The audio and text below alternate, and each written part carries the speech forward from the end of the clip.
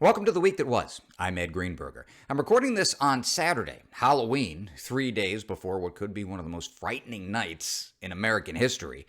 So this time around, we're going to look forward, not back. We're going to do a week that will be rather than a week that was. Let's take a look at everything you need to know as we head toward election night. First off, Americans are voting like they might never have a chance to vote again, which I think a lot of us are actually worried about. As of Saturday morning, nearly 90 million Americans have already voted, which is 65% of the total voters in 2016. 57 million mail-in ballots have been returned, and only 27 million have been dumped into rivers. In all seriousness, the possibility of voter fraud or lack thereof is something that's on the mind of voters on both sides. President Trump's been screaming about it forever, and Joe Biden supporters are worried Trump will use fake fraud accusations to try to cast doubt on the result if he loses, which is a really good bet, both the Trump losing part and the claims of voter fraud. The losing thing we'll get to in a moment. First, I want you to hear something. This is Trafalgar Group's chief pollster, Robert Cahaly, on Fox News Friday. Trafalgar's polls were the only ones to correctly predict Trump would win Rust Belt states like Michigan 4 years ago. Their methods are suspect at best, but 2016 did give them some street cred. Listen to what Cahaly says about Pennsylvania. I think you need to win Pennsylvania by 4 or 5 to overcome the voter fraud that's going to happen there. The guy's definitely got that evil geek look down. Emphasis on the evil part. Here's a prominent pollster just matter-of-factly saying there's going to be so much Democratic voter fraud in Pennsylvania, Trump needs to win by 4 or 5 points just to have a chance there. So you tell me whether we're in for an avalanche of bitching, moaning, and lying from Trump if he loses. But will he lose? In a word, yes, unless the polls are off even more than they were in 2016. And I'm talking about state polls, particularly in the Rust Belt. The national polls weren't off much at all 4 years ago. The average poll had Hillary Clinton winning by 3.2%, and she won the popular vote by 2.1%. I won't bog you down with numbers, but just know that even if the average battleground state polls, courtesy of 538 and Nate Silver's outfit, are each underestimating Trump as much as they did in 2016, Biden would still win Florida, Pennsylvania, Michigan, Wisconsin, Arizona, and even Georgia. Could we see mammoth polling errors in some of those states? Sure, but there are a lot of reasons to believe the polls won't be worse than 2016 and that they'll actually be much better.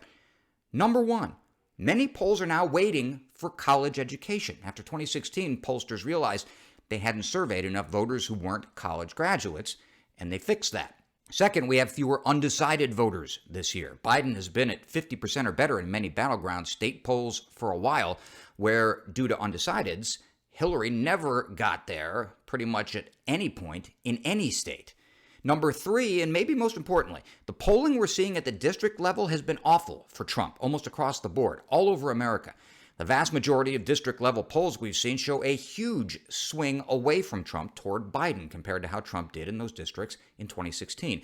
This is the opposite of what happened 4 years ago. While state polling looked great for Clinton, a lot of the district-level polling showed Trump outperforming what that state polling was showing.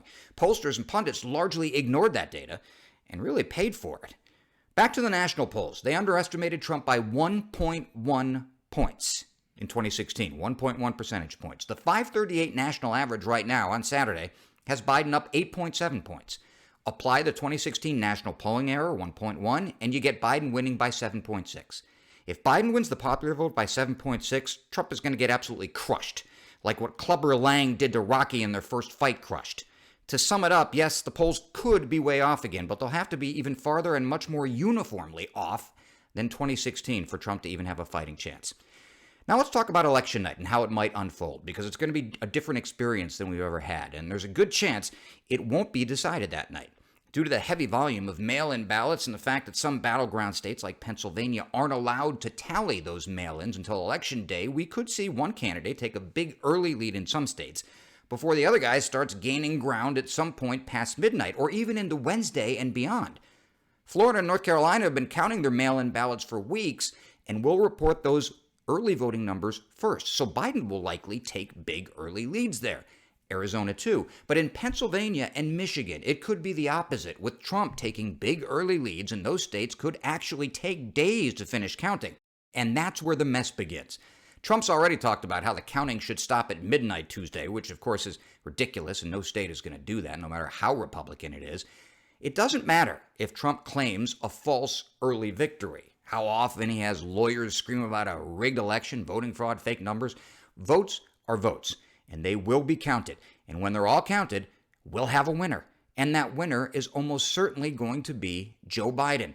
2020 is not 2016. COVID has killed more than 200,000 Americans, and voters like Joe Biden a lot more than they liked Hillary Clinton. As far as the polls go, don't forget, they already had a chance to redeem themselves in the 2018 midterms and nailed it. The numbers are showing a similar blue wave this year, and I think that's exactly what we're going to get. But we shall see. That's the week that was, or the week that will be. Please subscribe to my channel by clicking on the circle. My wife says if I don't have 10,000 subscribers by the end of the month, I can forget about getting that private plane. Don't forget to check out my other Week That Was videos. I'm Ed Greenberger. Thanks for watching. Stay safe and healthy. I'll see you next week.